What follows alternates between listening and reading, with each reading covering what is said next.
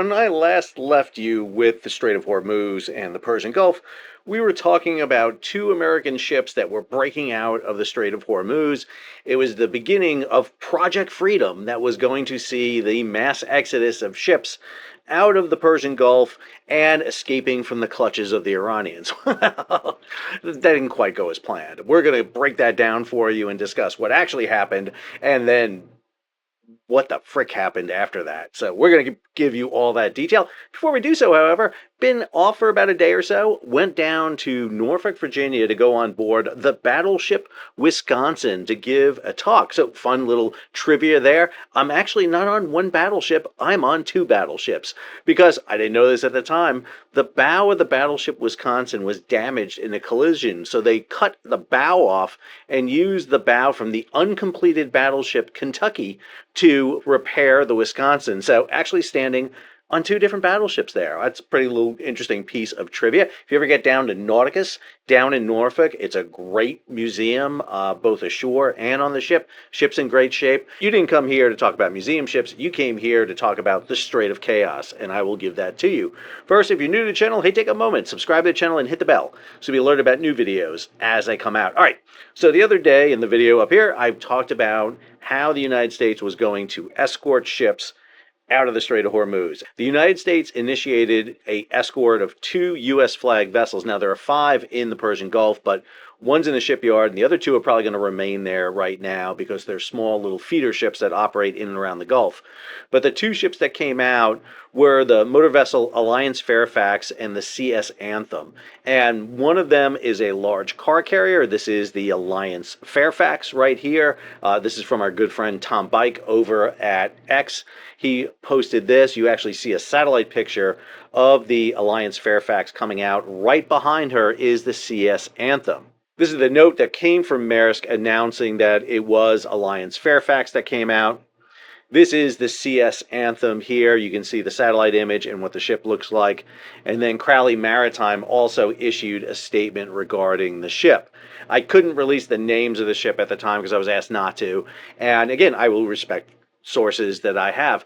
The interesting thing I heard about this transit was this. So 2 U.S. destroyers, the USS Truxtun, and if you know, follow this channel, you know who USS Truxtun is.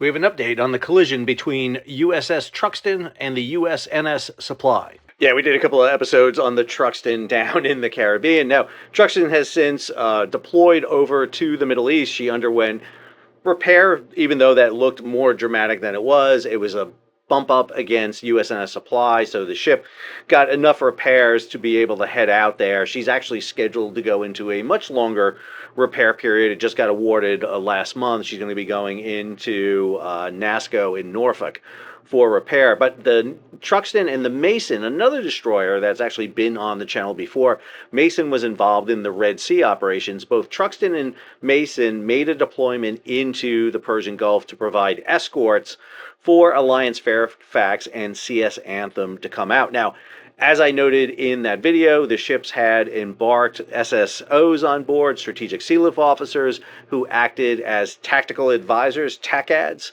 The ships operated under NCAGs, the Navy Control of Shipping Group, and more importantly, they had embarked Marines on board and air cover provided by both by U.S. Navy, F-35s specifically, and also from the U.S. Army with the 82nd Airborne on shore providing AH-64 Apaches overhead.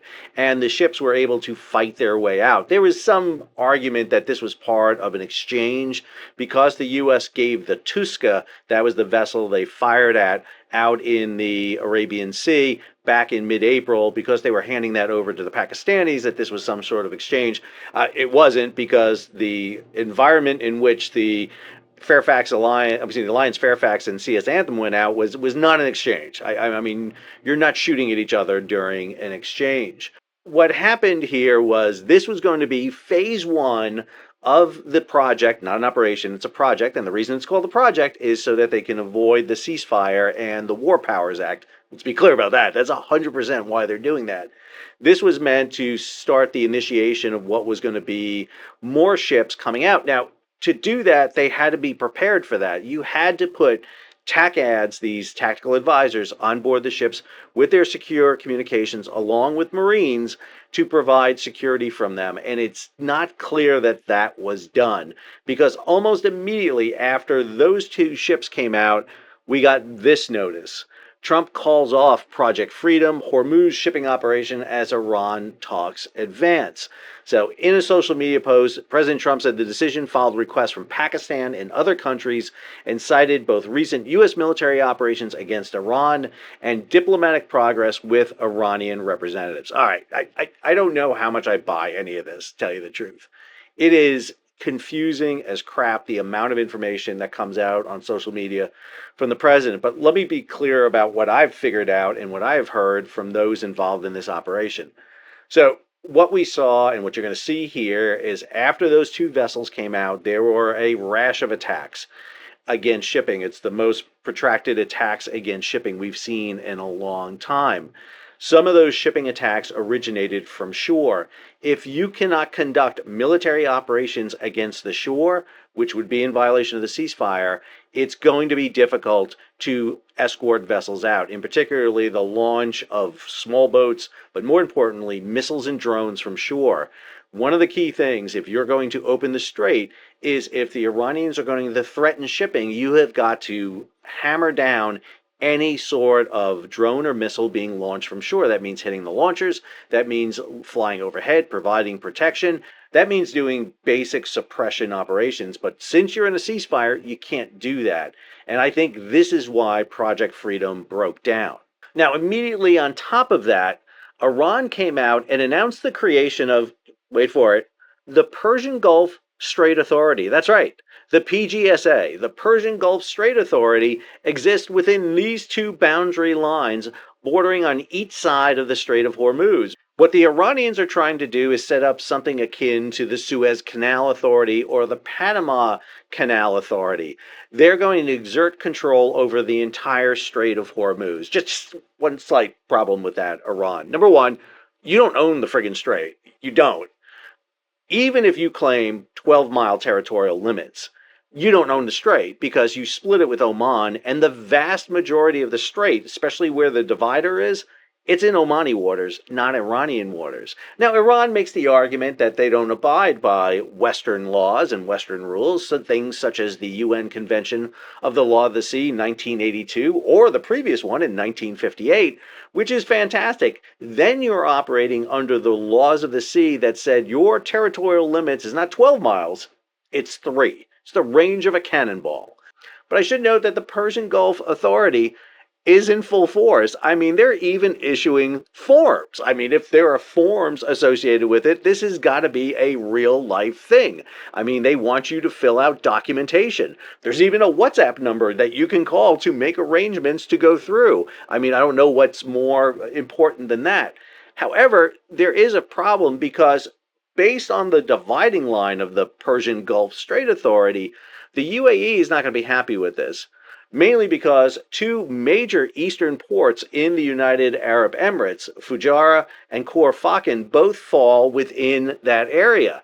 And I don't think that you really want your major export ports heading out to the ocean to be under the control of the Iranians if you're the UAE. Now, one of the things that has happened is because of Project Freedom, the UAE ports came under attack, and particularly Fujairah with that terminus of their pipeline. Hey, it's not just the Iranians claiming, hey, we have new authority in the Straits. The U.S. kind of did it too with the creation of their channel. We talked about this in the last episode also, that the U.S. was announcing the opening of a new channel through the Strait of Hormuz. So the original one is this one here in red. This is the approved channel through the center of the strait. The northbound one here is the channel you take from east to west. It's the inbound lane. The southern one is the outbound lane. Well, the Iranians have created these new lanes, the blue ones. This is the Ayatollah. This is the toll booth that they run through. The inbound lane takes you closest to shore to Iran between Qishim and Larak Island, and then the outbound one takes you just south of Larak. Well, the U.S., in their latest announcement when they initiated Project Freedom, freedom was the creation of the southern lane. This goes just north of Oman and just south of the traffic separation scheme. And they use this lane for two reasons. They have swept this with uncrewed underwater vehicles so that it is free of mines, and mines are becoming a bigger issue. More people are talking about them, and we're going to discuss that. Plus, that lane was used the other week when 6 cruise ships came speeding out of there under what I'm going to say are the bravest Captain Steubings in the entire fleet out there. I mean, that was gutsy right there. I salute you, captains, taking out. So the U.S. is going to use that southern channel. The problem is that after the 2 U.S. ships went in, ships that tried to use the southern channel ran into some problems.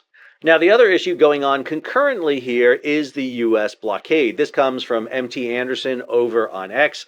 This is a snapshot that caught several American, this is not all of them, but caught several of the American ships on satellite on patrol. So here you have the Abraham Lincoln. You have an Arleigh Burke class destroyer with them. You have the USS New Orleans, a San Antonio class LPD. It's one of the 3 ships in the Tripoli ARG. And then 2 of the 3 Independence class littoral combat ships. Those littoral combat ships are the ones from which they launched the unmanned surface vessels and the unmanned underwater vessels that are being used to clear the mines out of the Persian Gulf. So you got a lot going on here. You've got the Persian Gulf under the Iranians. You have U.S. vessels trying to run through the Persian Gulf. You've got the new Persian Gulf Strait Authority, and you have a U.S. blockade all going on concurrently at the same time. All right. So we have the release now of the latest report from JITMIC. This is their May 7th report. I just want to highlight a couple of issues here. First, Strait of Hormuz traffic remains significantly reduced with several new security-related incidents. Multiple vessels reported receiving VHF Channel 16 instructions to vacate anchorage area closer to the Strait of Hormuz or risk consequences. This happened just prior to the American operations.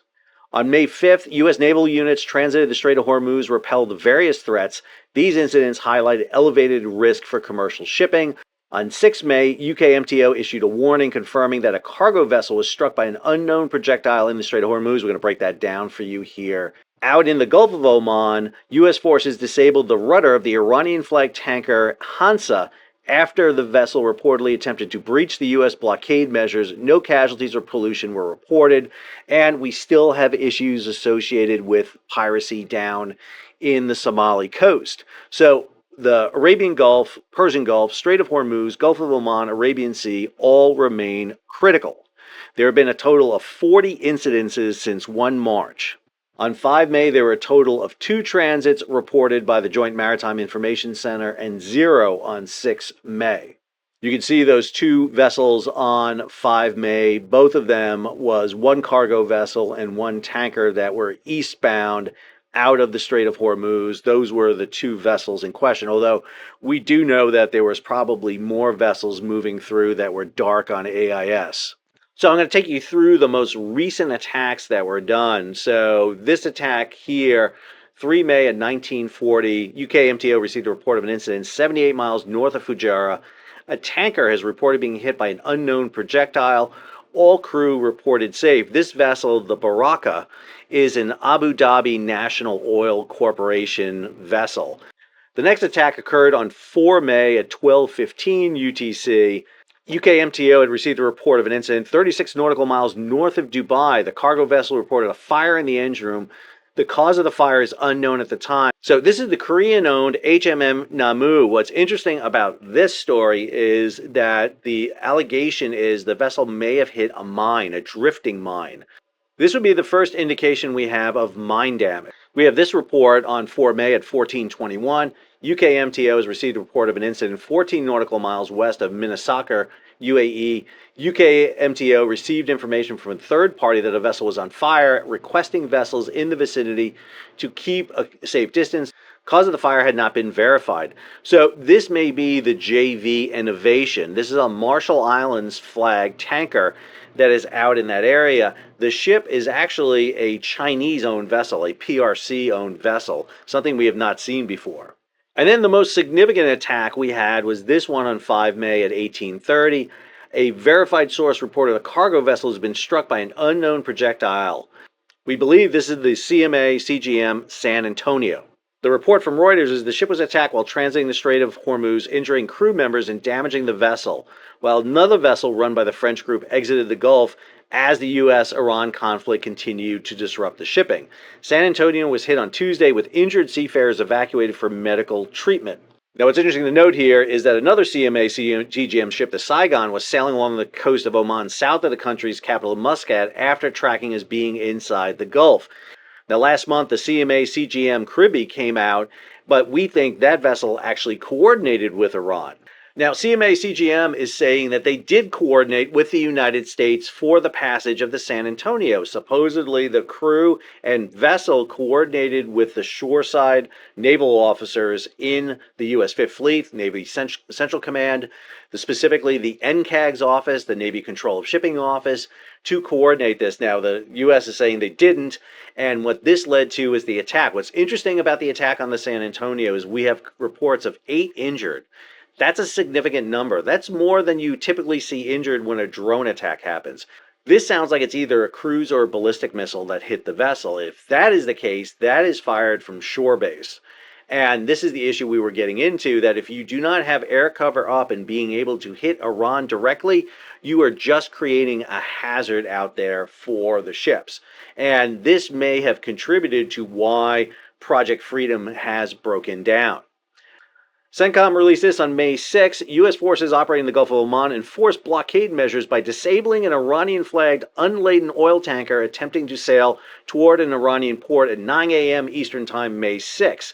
CENTCOM forces observed motor tanker Hasna as it transited international waters en route to the Iranian port on the Gulf of Oman. American forces issued multiple warnings and informed the Iranian-flagged vessel it was in violation of the U.S. blockade. After Hasna's crew failed to comply with repeated warnings, U.S. forces disabled the tanker's rudder by firing several rounds from the 20mm cannon gun of a U.S. Navy F-18 Super Hornet launched from USS Abraham Lincoln. Hasna is no longer transiting to Iran. Gee, I wonder why. When you get strafed by a Super Hornet, I think that's going to do it. I think that's going to have you kind of, kind of heave to and wait to be boarded. I do have a couple of questions here. Fortunately, Hasna was unladen. This is actually an image of her, but this is her fully loaded. The area they were targeting is right here at the stern. Tankers are really good for this because they tend to have very large, all their machinery is kind of aft of the house here. All this up forward is tank space. And right here would be the after steering compartment. You would have the deck up here for mooring lines. Down below, you would have the steering motors and then the rudder projecting through the bottom of the vessel, hanging down. You tend not to hit the rudder. That's not what you're shooting for. What you're shooting for is the steering compartment. And you're going to basically ventilate the steering compartment and turn off the hydraulic motors. Did we not have ships out there that could stop the Hasna? Well, I mean, we already saw in the case of Tuska, the USS Spruan shot some inert 5-inch shells, first across the bow and then into the vessel. Are there no U.S. ships close by to this? Now, again, it's a big ocean. There's a lot of movement there. Did the ship come into an area where the U.S. could not get there fast enough to do it? I don't know. Hasna was last seen about 2 weeks ago on AIS off the coast of Sri Lanka. So obviously the vessel was being monitored. I think a boarding would have been appropriate. We've got an amphibious ready group out there. We've got the Boxer amphibious ready group coming into the area. One of the things I think is happening is this. Some of the ships that were on escort duty, Truxton and Mason, for example, are up in the Persian Gulf. And there's probably more vessels further up in the Gulf of Oman. So you've probably pulled some forces off blockade duty for Project Freedom. And that's kind of thinned out the American forces on blockade duty. And that's why you had a sortie and F-18 to go do this. Again, this is completely a little bit out of my area. I'm not an aviator at all. And, I defer to people like Ward Carroll and those who know this much better than I do for that aspect. But to me, shooting out the rudder on the ship is a bit much. But obviously effective because they stopped the vessel. The problem with it is now you have a ship without a rudder. And I got to tell you, a big empty supertanker wallowing out in the ocean with no rudder is a pain in the ass to deal with. You're going to have to tow it somewhere. It's going to be a big problem. All right. U.S. and Iran are edging toward war deal as Hormuz talks advance. So again, we keep hearing this over and over again. And I think one of the clear things you get out of Project Freedom is the U.S. is not going to be able to force its way in and out of the strait. I mean, they can force their ships through. I mean, they get their ships in, they get their ships out. But for the 900 ships that are trapped in there, I don't think this is the solution. I just don't. Based on the attacks against shipping we just saw, I don't think this is going to be the solution. Plus, I don't think the commercial firms are going to be really signing up for this and doing it. The other element we saw was this story from the Wall Street Journal. Saudi Arabia and Kuwait have lifted curbs on U.S. military access to bases and airspace. There was a story out there that the Saudis, in particularly, were very upset about the fact that the U.S. initiated this operation without a lot of coordination. The UAE was upset because of the attacks against Fujairah and the pipeline, and not enough defense was done, or not enough anti-missile and drone attacks against the launching sites. It is very hard to fight the ships through the strait when you're in the middle of a ceasefire, because there's not a ceasefire going on. We're shooting each other. We just shot at a tanker with an F-18. Guaranteed, by the way, that aviator on the side of his plane has a tanker on there. I guarantee you. This is a great story. I'm going to have the link in the show notes for you. Reuters. Trapped in Hormuz, Indian sailors describe nights of missiles, fear, and hunger. Quote, around 10 to 20 missiles struck every night. No one could sleep. This is from a Indian sailor, Tithi Shiranjevi. I don't know if I said that right. I apologize if I didn't get that right. But this is a great story. One of the things that I've been trying to do is get more and more of the story of the mariners out there. The problem is many mariners don't want to speak for fear of repercussions against their jobs. So it's very difficult. I am appreciative of the mariners who reach out for me. I will never divulge who they are, what ships they're on, because your anonymity is safe with me. I will never ever do that. I will blur it enough so that no one's going to figure out who it is. But I've been talking to quite a few mariners here over the past week, and first off, hats off to those of you still stuck in the Persian Gulf. Again, going on week 10 here. This is a long time. For those of you that have come through the strait the past week or so, it was both harrowing and trying for all of you. This is what merchant mariners do. We sign up for these jobs. We're defenseless. We count on others to defend the ships. Don't get me wrong, give us a gun, we'll defend ourselves, but that's not what we're signed up for. Very, very happy that Alliance Fairfax and CS Anthem are out. I mean, I had people question me on that too. And just to be clear, I will usually not say anything unless I've got pretty good evidence on it. And when I posted that the other day, I knew it. I mean, I had it. I had 100% had it. There was no doubt in my mind about that. I had it from multiple sources, multiple places. But when people sit there and say, show your sources, first of all, I'm not a journalist. I don't have to show my sources. Second of all, I had sources, and I will hold them because they asked me to hold them. And one of the things I hope I've done over the course of 5 years of this channel is earn some trust from those of you that are viewing with me. Those of you who watch me long enough know when I get something wrong, and I do, I admit it. I don't sit there and try to blow smoke. I try to tell you exactly what I know, and things I don't know, I will admit to.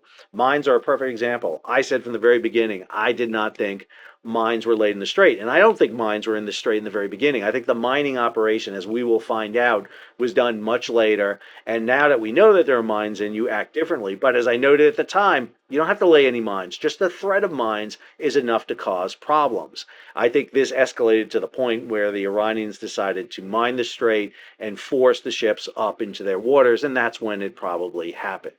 I hope you enjoyed today's episode. If you did, hey, take a moment, subscribe to the channel and hit the bell so be alerted about new videos as they come out. Leave a comment, share it across social media, and if you can, support the page. How do you do that? We give it a big thumbs up. You can hit the super thanks button down below or head on over to Patreon and become a monthly, yearly subscriber.